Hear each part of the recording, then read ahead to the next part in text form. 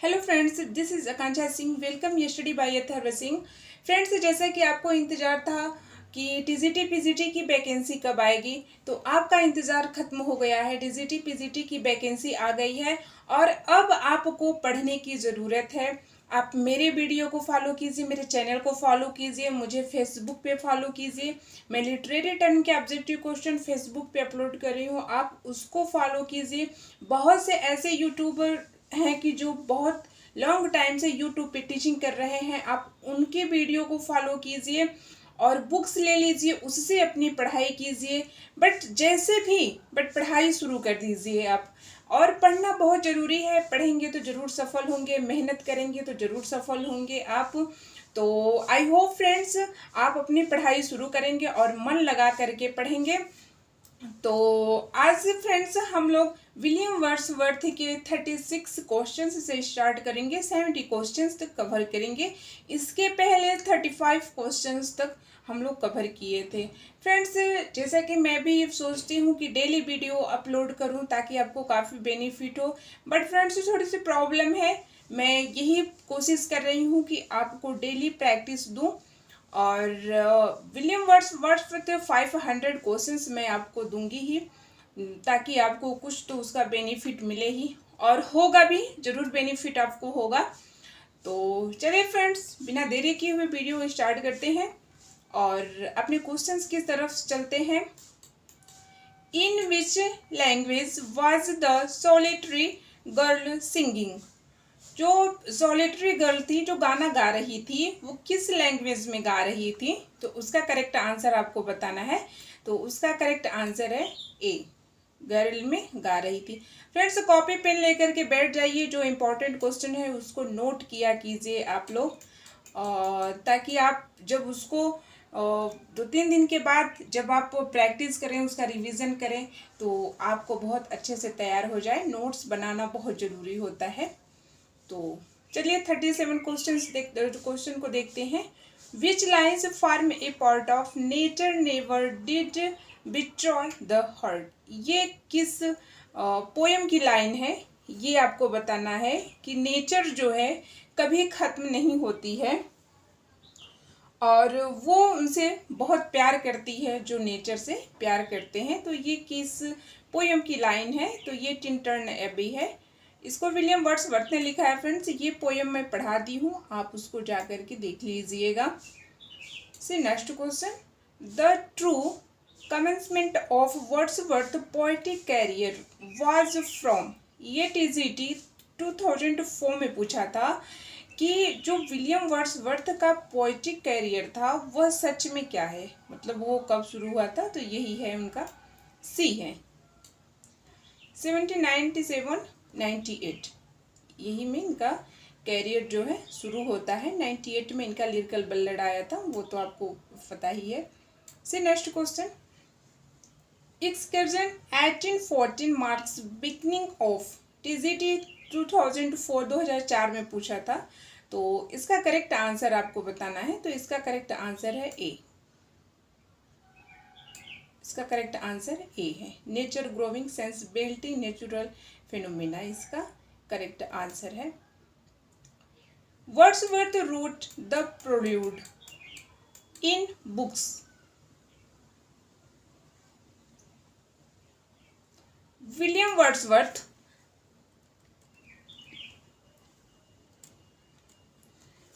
Wordsworth की जो प्रोल्यूड book है वह कितने लाइन की है? तो वो आपको बताना है। प्रोल्यूड कितनी बुक्स है, प्रोल्यूड जो लिखा गया है उसमें कितनी बुक्स है? तो उसमें 14 बुक्स है, उसमें टोटल 14 बुक्स है।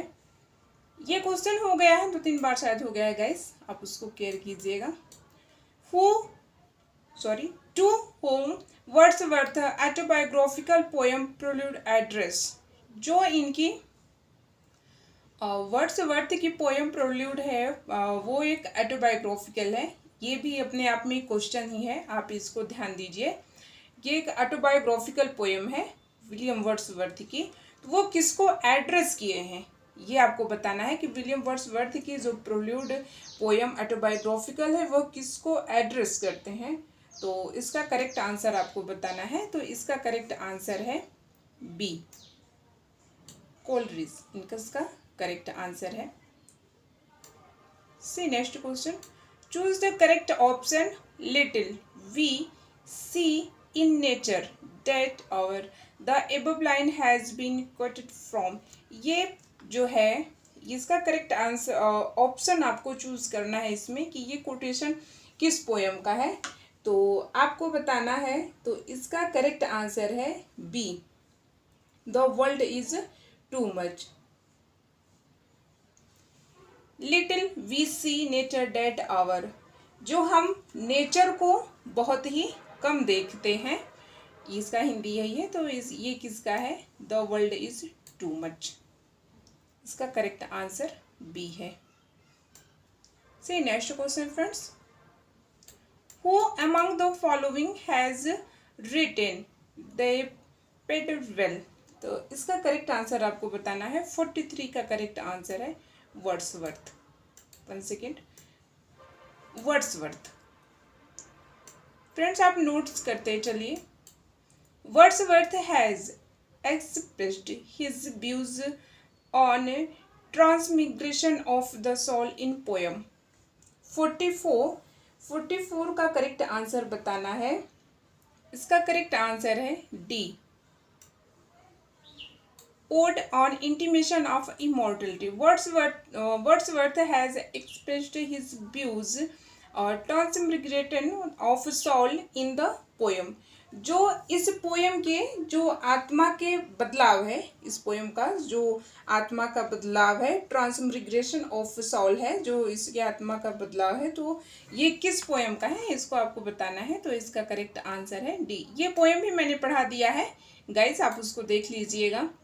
Wordsworth prelude was complete in. ये क्वेश्चंस बहुत इंपॉर्टेंट होते हैं फ्रेंड्स, प्रोल्यूड से काफ़ी तक क्वेश्चंस आते हैं। वो कब कंप्लीट हुआ था, उसमें कितनी बुक्स हैं, वो एटो को क्या है और वो किसको एड्रेस किया गया था, तो ये आपको जानकारी रखना बहुत ज़रूरी होता है।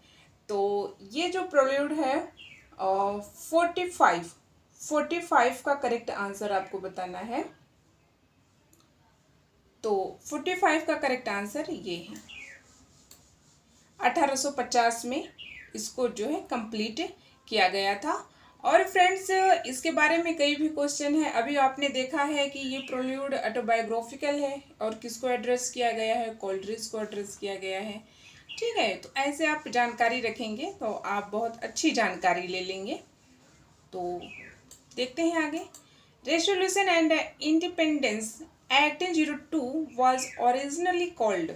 ये जो रेजोल्यूशन है फ्रेंड्स, कल्पना और स्वतंत्रता 1802 में ओरिजिनल कॉल्ड, इसी क्या कहते हैं, मतलब इसको एक और नाम से जानते हैं। तो वो किस नाम से हम जानते हैं, तो उसको हम जानते हैं 1 सेकेंड, ये सही है इसका, लीच गैदरर के नाम से जानते हैं फ्रेंड्स। ये है एक कहानी है ओल्ड मैन की। ये जो पोएम स्टार्ट ही होती है ओल्ड मैन से।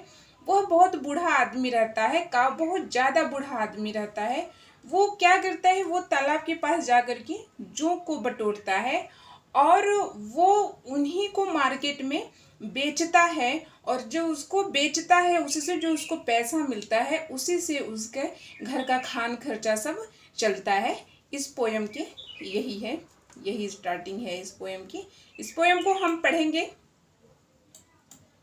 This old man I meet a few hundred, yes 47 देखिए guys. This old man I meet a few hundred yard from my cottage at Town and Grosmere, and account of him is taken from his mouth. This is reference that Wordsworth gives, and it's resulted in a poem. Which poem? ये आपको बताना है कि this old man, ये तो पहले जैसे मैंने कि अभी पहले वाले क्वेश्चन में मैंने आपको बताया है कि रेजोल्यूशन एंड इंडिपेंडेंस का ये है। तो दिस ओल्ड मैन, वो जो बूढ़ा आदमी रहता है, वो विलियम वर्ड्सवर्थ और उनकी जो बहन डोरथी रहती हैं, वो ऐसे जब रोड पे सड़क के किनारे जब घूमती हैं तो वही वो कह रहे हैं कि वो बूढ़ा आदमी मुझसे मिला मेरी कुटिया से कुछ गज, उनकी कुटिया से कुछ गज टाउन था, वो ग्रास मेयर पर था और वह उससे उसके बारे में पूछते हैं, मतलब कि उससे सब कुछ पूछते हैं, उसका हिसाब लेते हैं। कहने का सेंस यही है। तो this is a reference Wordsworth gives it. तो ये पोयम किस पोयम की है, तो ये आपको बताना है। रेसोल्यूशन एंड इंडिपेंडेंस की है। स्वीटेस्ट थिंग्स, जो स्वीट थिंग्स होती है और जो वो ग्रुप पे होती है, जो काफ़ी बड़ी होती है, शुड बी दी पोर्शंस, जो इसका हिस्सा होना चाहिए। और ये पोयम किसको रेफरिंग है, ये किस वर्ड्सवर्थ किस पोयम में है, तो आपको बताना है। तो इसका करेक्ट आंसर है टू लूसी। और फ्रेंड्स इसको आप याद रखिएगा, ये कोटेशन बहुत ही इंपॉर्टेंट है, आप इसको ध्यान दीजिएगा, नोट्स कर लीजिए। Yes, nature never betray the heart that love her, these lines are in। ये क्वेश्चन शायद 2 बार हो गया है, फर्स्ट था ये, ठीक है कोई बात नहीं है, देख लेते हैं इसको। नेचर जो है कभी खत्म नहीं होती है, जो उससे प्यार करता है नेचर उससे भी प्यार करती है। तो ये आपको बताना है। तो ये किसका है, ये टिंटन एबी का है ये कोटेशन, और ये पोयम मैं पढ़ा दी हूँ फ्रेंड्स, आप देख लीजिएगा। The alternative title of Ruth is, Ruth का अल्टरनेटिव टाइटल क्या है, तो विकल्प शीर्षक क्या है उसका, इसका करेक्ट आंसर आपको बताना है। तो इसका है प्रकृति का अनुभव, द इन्फ्लुएंस ऑफ नेचर, मतलब प्रकृति का अनुभव। से next question, the language of poetry is a selection of the real language of man in a state of vivid senses. आपको इसको बताना है कि जो पोएट्री की लैंग्वेज है, ये जो वास्तविक भाषा का चयन होता है, जो वास्तविक भाषा होती है और उसका जो सिलेक्शन करना है, उसका जो चयन करना है, तो लैंग्वेज मैन स्टेट और विवाइड सेंसेस, कहने का क्या मतलब है कि जो ज्वलंत संवेदनाएं होती हैं, मतलब कि जो बहुत तेज संवेदनाएं होती हैं, उसकी स्थिति में पुरुषों की जो पोएट्रिक लैंग्वेज है वह क्या है, हु ऑप्शन इज दिस, ये आपको बताना है। तो 52 का करेक्ट आंसर है सी, वर्ड्सवर्थ का है ये। Next question friends, Coleridge was the first criticise Wordsworth theory of poetry Dickson इन। जो पोएट्री डिक्शन की जो थ्योरी है वर्ड्सवर्थ की, Coleridge was the first criticise. Coleridge जो थे, कोलरिज पहला था, आलोचनक कहलाते थे। तो Wordsworth theory of poetry Dickson in, theory poetry Dickson, जैसे जो कविता में लिखने की एक शैली होती है, ठीक है, समझ रहे हैं आप ना, जो कविता की लिखने की एक शैली होती है, जैसे फॉर एग्जांपल जिसमें शब्दावली होता है, उसका वाक्यांश होता है, उसका व्याकरणिक, जो उसका व्याकरण और जो उसका प्रयोग शामिल होता है, तो वही कह रहे हैं कि कोलरिज वाज फर्स्ट क्रिटिसाइज। और कोलरिज जो पहले आलोचना करते थे, तो वो क्या था, उसका करेक्ट आंसर आपको बताना है। तो 53 का करेक्ट आंसर है ए, बायोग्राफिया लिटरेरिया, इसका करेक्ट आंसर है। इसका करेक्ट आंसर ए है फ्रेंड्स। 1 सेकेंड, इसका करेक्ट आंसर ए है फ्रेंड्स, बायोग्राफिया एंड लिटरेरिया इसका करेक्ट आंसर है। आई होप फ्रेंड्स आप समझ जाएंगे। से next question, what is the sub title of prelude. Prelude के सब टाइटल आपको बताना है। 54 क्वेश्चंस को देखिए। तो इसका करेक्ट आंसर है the growth of A poets mind. इसको याद रखिए फ्रेंड्स, इसको आप कहीं नोट्स कर लीजिए, ये इसको नोट कर लीजिए, ये इंपॉर्टेंट क्वेश्चन है। What is the complete title of the poem Immortality Ode? ये भी अपने आप पे इम्पॉर्टेंट क्वेश्चन है फ्रेंड्स, इसको भी नोट्स कर लीजिएगा आप। What is the complete title poem immortality ode? जो इमॉर्टलिटी ओड पोएम है उसका कंप्लीट टाइटल क्या है ये आपको बताना है। तो इसका ए करेक्ट आंसर है इसका ode intimation of immortality from recollection of early childhood 1803 and 06, इसका करेक्ट आंसर है। ये पोएम मैं पढ़ा दी हूँ, मैं आपसे बार बार कहती हूँ ये पोएम मैं पढ़ा दी हूँ, आप पोएम जरूर देख लीजिए, पोएम देखेंगे तो आपको बहुत अच्छे से समझ में आ जाएगा। 56 देखते हैं।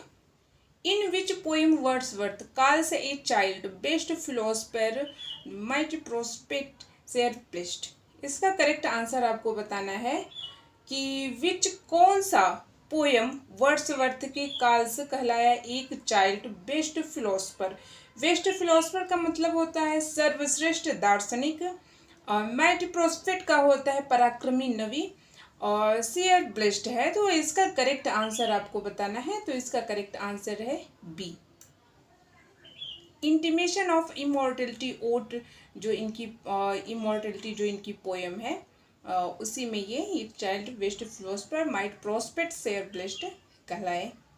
सी next question, the complete title of the poem. ये क्वेश्चन देखिए फ्रेंड्स, इसमें तीन क्वेश्चन आपको आराम से मिल जाएंगे। The complete title of poem Tintern Abbey, इसका कंप्लीट टाइटल है the composed a few mile above Tintern Abbey, और यह किस नदी के किनारे है? रिवाइजिंग बैंक्स ऑफ वाई, ये वाई नदी के किनारे है। ड्यूरिंग 2 जुलाई 1798, और विलियम वर्ड्सवर्थ और उनकी जो सिस्टर डोरथी रहती है वह 13 जुलाई 1798 टूर को जाते हैं। तो वर्ड्सवर्थ रिवाइजिटेड द प्लेस इन 1798।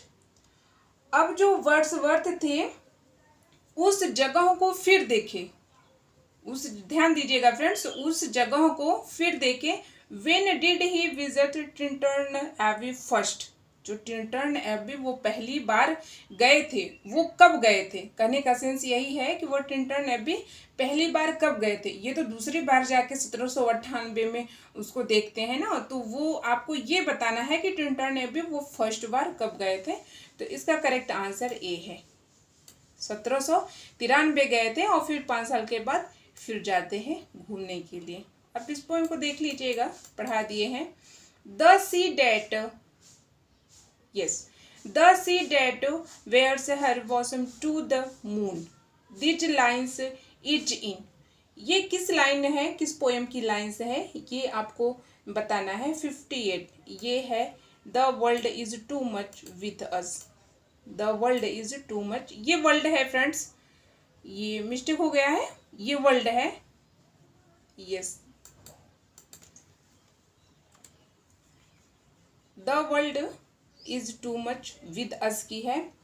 तो ये क्या कह रहा है कि the sea that the where's her bosom to her moon, ये कब इसमें ये कहना चाहते हैं कि जो पूर्णिमा की रात्रि होती है, जो पूर्णिमा की जो रात्रि होती है, तो ये जो समुद्र है उसकी ये जो है कि तुलना जो उसका वर्णन नारी में करते हैं, कह रहे हैं कि यह उठती हुई समुद्र रूपी नारी, मतलब कि जो समुद्र की उठती हैं लहरें, वह पूर्णिमा की जब रात आती है तो चंद्रमा से मिलने के लिए अपने वक्ष को खोल देती है।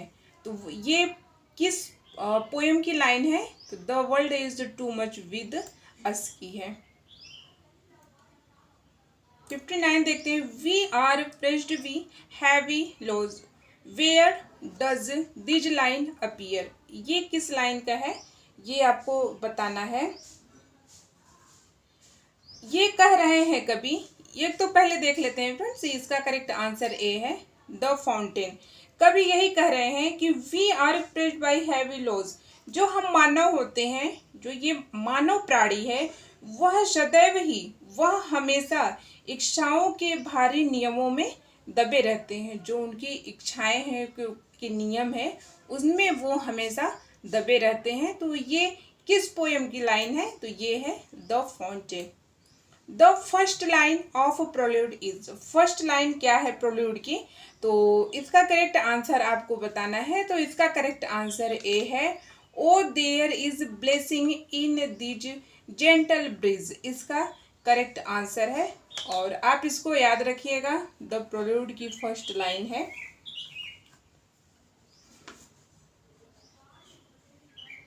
यस, इसकी फर्स्ट लाइन है, आप इसको ध्यान दीजिएगा। प्रोल्यूड के बारे में जानकारी ले लीजिए फ्रेंड्स, आपको बहुत फायदे में रहेंगे। See next question, the still sad music of humanity this line is from. 61 question देखते हैं फ्रेंड्स, कि मानव जाति की जो ध्वनि होती है, जो उसकी आवाज होती है, वह गंभीर संगीत सुनाई पड़ता है। जो मनुष्य जाति की जो ध्वनि होती है, जो उसकी आवाज रहती है, वह उसको जो है गंभीर संगीत में सुनाई पड़ता है। तो ये किस पोएम की लाइन है, ये आपको बताना है। तो ये है टिंटन एबी की है, ये टिंटन एबी की है लाइन। और 62 क्वेश्चंस देखते हैं, who called Wordsworth A mountain the most massive in that lofty ranks which is called romantic revival। 62 का करेक्ट आंसर है डी, जे से स्मिथ, इसका ये करेक्ट आंसर है। 63 क्वेश्चन देखते हैं, who calls Wordsworth one of the chief glories of English poetry. कौन कहा वर्ड्सवर्थ को कि one of the chief glorious? Chief glorious का मतलब होता है फ्रेंड्स गौरव, प्रमुख में से एक है। जो इंग्लिश पोएट्री के गौरव हैं विलियम वर्ड्सवर्थ, प्रमुख में से एक है। प्रमुख का कहने का क्या सेंस है कि ये जो ऑप्शन दिया गया है उसमें से एक है, तो उनको कौन कहा है ये आपको बताना है। तो इसका करेक्ट आंसर है, इनको अर्नोल्ड ने कहा है, इसका करेक्ट आंसर ए है। से next question, what does browning call Wordsworth?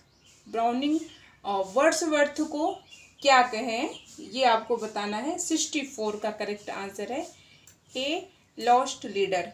एक तो क्वेश्चन ऐसे बन गया फ्रेंड्स, एक क्वेश्चन ऐसे भी बन सकता है कि लॉस्ट लीडर विलियम वर्ड्सवर्थ को कौन कहा, ये भी एक क्वेश्चन बन सकता है। तो आपको पता होना चाहिए ब्राउनिंग ने कहा है। तो क्वेश्चन कुछ अपने से भी बनाना सीखिए, ऐसे बनाएंगे तो आपको बहुत ज़्यादा जानकारी मिल जाएगी। आगे देखते हैं, when did Wordsworth meet Coleridge? William Wordsworth Coleridge से कब मिले थे, ये आपको बताना है। 65 का, तो इसका करेक्ट आंसर है 1797 में मिले थे, 1797 में मिले थे। 66 देखते हैं, Wordsworth best work was done between years 1798 and 1808 when he was under influence watch. Wordsworth का सबसे बेस्ट वर्क था ये दोनों साल में, 1798 और 1800